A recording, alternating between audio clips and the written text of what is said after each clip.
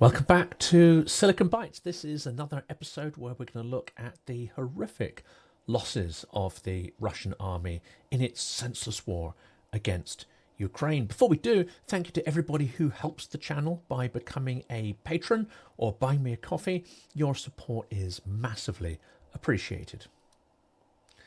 And it helps us to keep the lights on, helps us to carry on producing content to support Ukraine on a daily basis. Russia has sustained staggering troop losses in Ukraine. Can the regime admit to itself, let alone to its people, that this has been a tremendous waste, for a senseless purpose, and in exchange for trivial gains? Has Russia inadvertently just admitted to the scale of its losses? The staggering troop losses incurred by Moscow's armed forces during the full-scale invasion of Ukraine may just have been blurted out by a senior Russian official on June 19th, most likely by accident.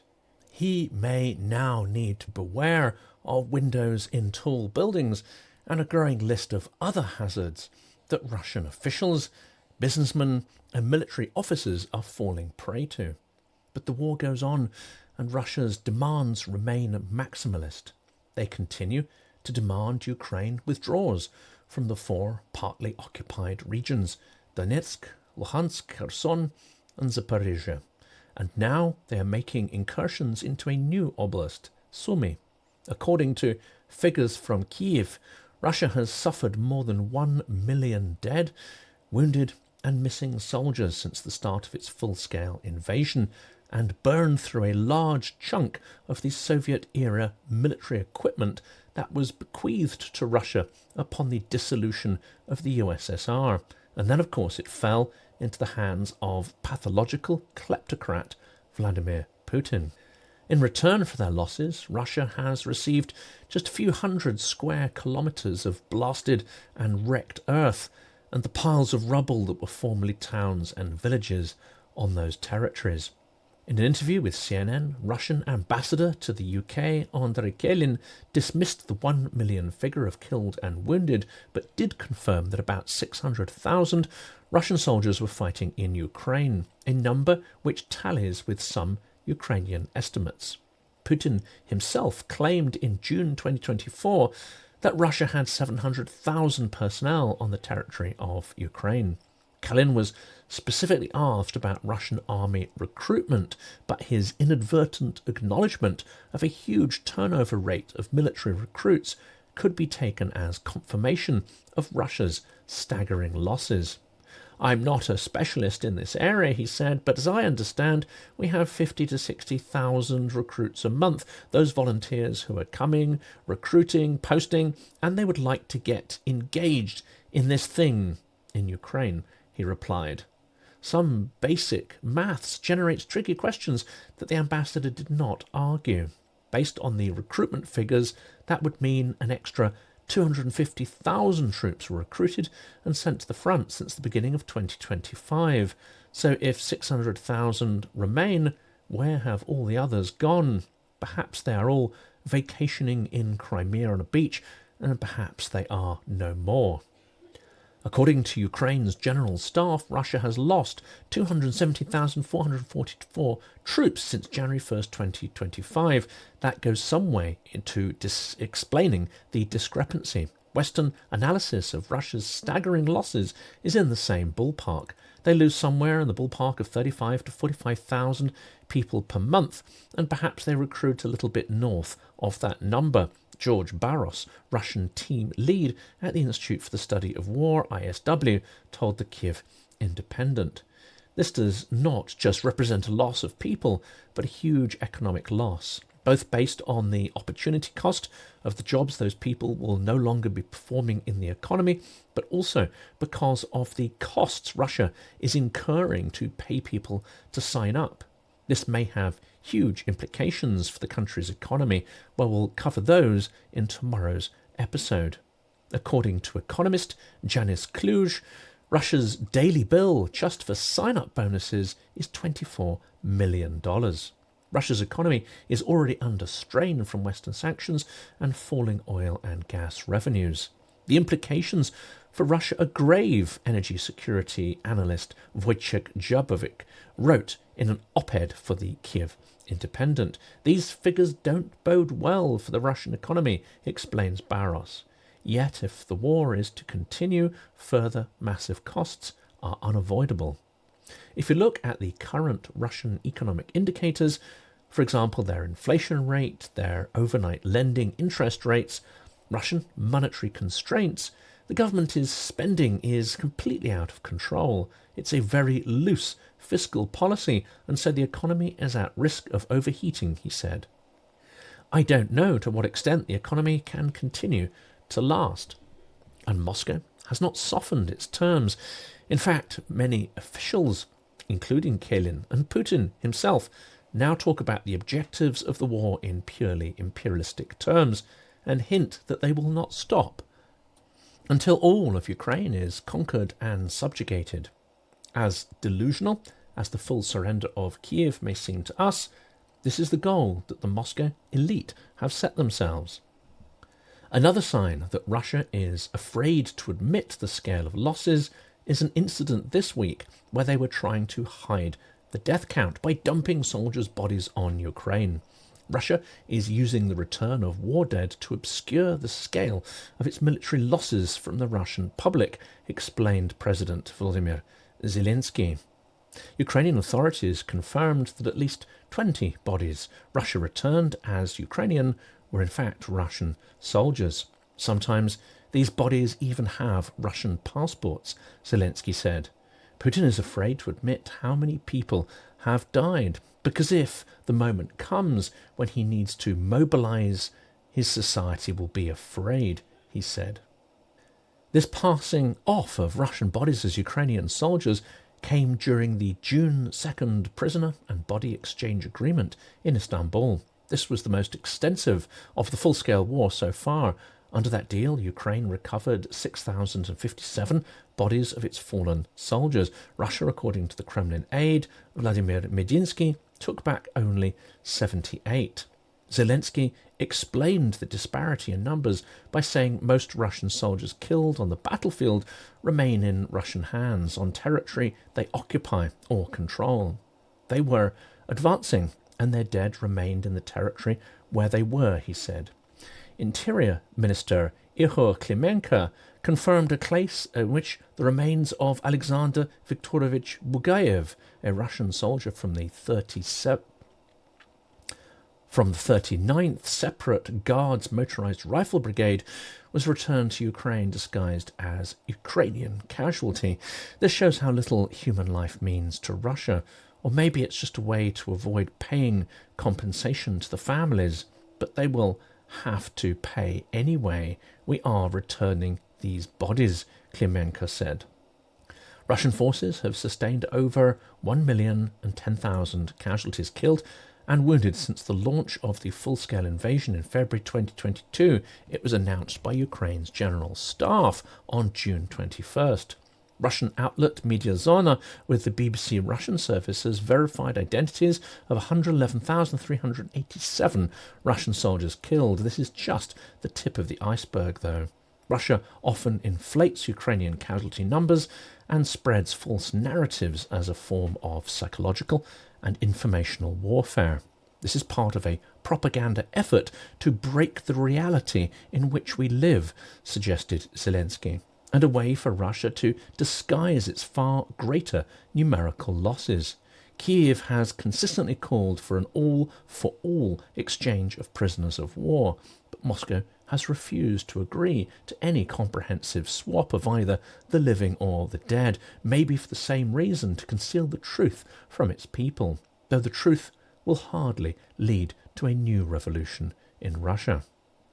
Let's put this in perspective. Russian fatalities are estimated to be 5 times higher than the combined death toll for all Soviet and Russian wars combined since the Second World War ended.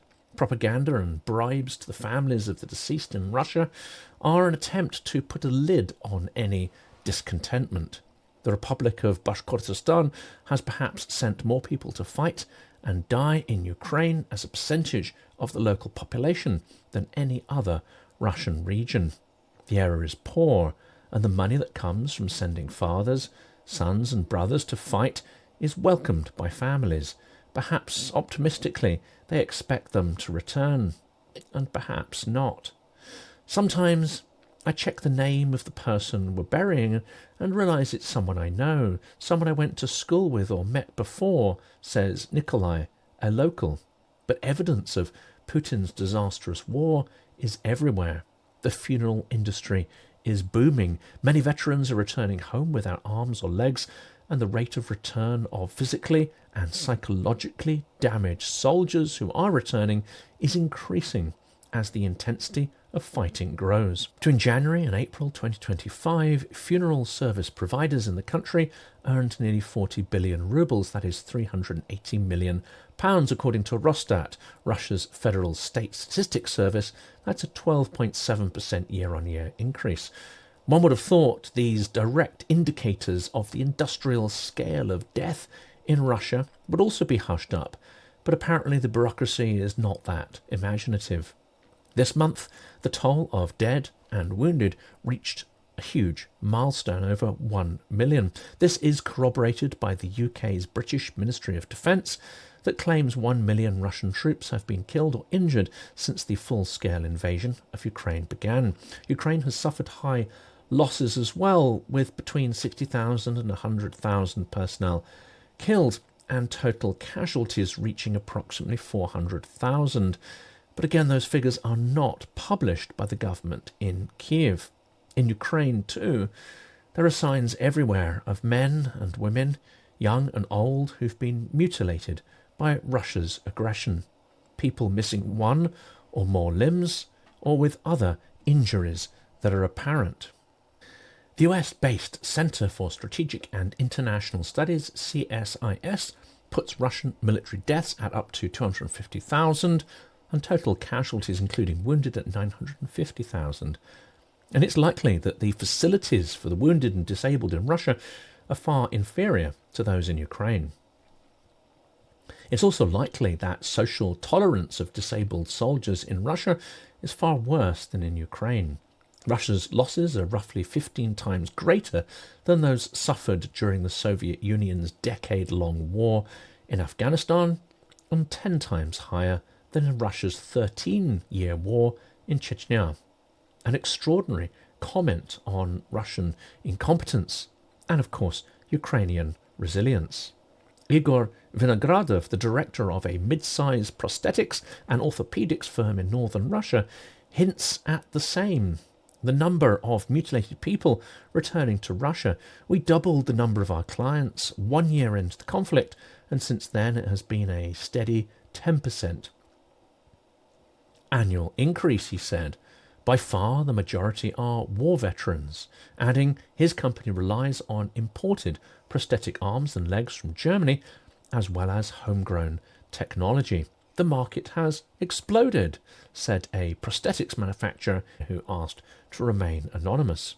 Russia Labour Ministry data shows state-subsidised support for 150,500 prosthetic limbs to people with disabilities in 2024. That marks a 53% increase from the previous year, when 99,200 were distributed, itself a sharp rise from the 64,800 in 2022. Worsening demographics is another area that gives the regime in Moscow nightmares.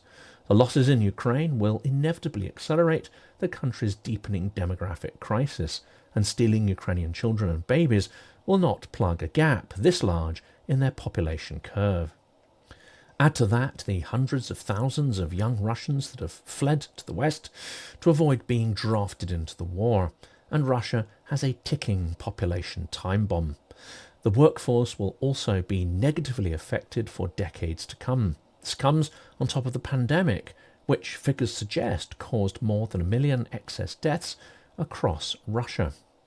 An independent demographer and former analyst at Rosstat, Alexander Raksha, estimates average male life expectancy has fallen from 68 to 66 since the start of the full-scale invasion.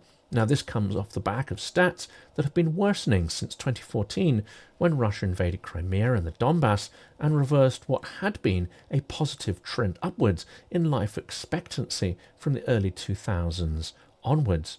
And to hide the scale of the demographic disaster, the government has made it harder to track the long-term demographic consequences of the ongoing war in Ukraine. Russia stopped publishing all mortality and life expectancy data for its male population from 2024 onwards, Russia said. Those of an optimistic frame of mind had expected that the piling up of bodies and the apparent scale of losses, they expected it to spark public protests. Now this has not happened, and the Russian population seems as compliant or indifferent as always. Perhaps there are those that opposed the war on political grounds but now feel so isolated and incapable to effect change that they remain silent. Perhaps more people would rather the war to stop because it inconveniences their personal lives. Russian propaganda portrays the dead soldiers as heroes, and Putin has ghoulishly repeated the idea that dying on the front lines is more meaningful than enduring a bleak and monotonous existence in Russia's provinces. Responding to a mother during a televised meeting in 2022, he said, "Some people die in road accidents, others from alcohol. When they die, it's unclear how. But your son lived. Do you understand? He fulfilled his purpose." He lived by dying in a pointless war. In Ukraine, well, it's a sick attitude. It reflects a sick elite and suggests a traumatized and sick society where such an idea is not only normalized but embraced as a deep and noble truth. Russia has become a death cult. There is a perverse logic that grips some minds in Russia, where parents of lost children, sisters of lost brothers, and wives of lost husbands urge the Kremlin elite to intensify their prosecution of the war, convinced that the losses must be justified, and not wanting to think that their relative died in vain or for senseless ends. But that is exactly what they died for. The bottomless cynicism, ego and greed of Putin and his elites. One example is Dmitry Skribets, whose son Igor was killed when Ukraine sank Russia's Black Sea flagship, the Moskva, in 2022. Skribets runs a blog in which he urges Russia to step up its attacks on Ukraine. Any compromise with Ukraine would be a betrayal of the country, he says, a betrayal of the blood of our sons that has been shed. We need to see this through to the end, he added. And he also added that he hoped Russia would soon launch an offensive on the Ukrainian cities of Odessa and Mykolaiv. This is, of course, sick, twisted and perverse logic. The government allocated at least 1.2 trillion rubles, about $15.3 billion in 2024 alone, for compensation to the families of the dead and injured. A massive bribe to keep soldiers' families compliant and silent. The scale of loss and the everyday occurrence of new casualties have given rise to dedicated message boards and online discussion groups where relatives of the deceased exchange advice on how to access death benefits. My husband signed the contract a few days before we got married. He died shortly after. Now his children from a previous marriage are suing me to take away the death payments. Please help, read one recent post on Vkontakte, Russia's equivalent of Facebook. The mundane tone of many of the comments belie the trauma, horror and sheer stupidity of the war that Putin has launched, and does not have the courage to end by withdrawing his troops back to Russia. Military recruitment continues to surge across many regions. Signing bonuses for contracts to join the army have reached record highs, up to 2 million rubles, that's about $25,000. Janis Kluge, a researcher on the Russian economy at the German Institute for International and Security Affairs, estimates that Russia recruited 89,601 men between January and March 2025 based on federal spending on sign-up bonuses.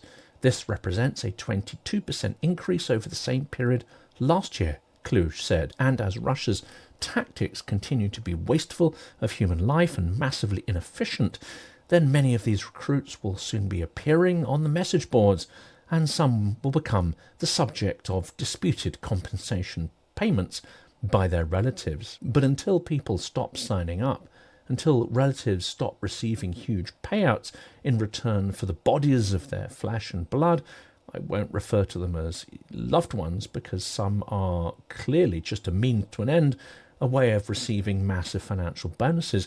Until all this stops and people say no, then the juggernaut of senseless death will trundle on at the Kremlin's behest.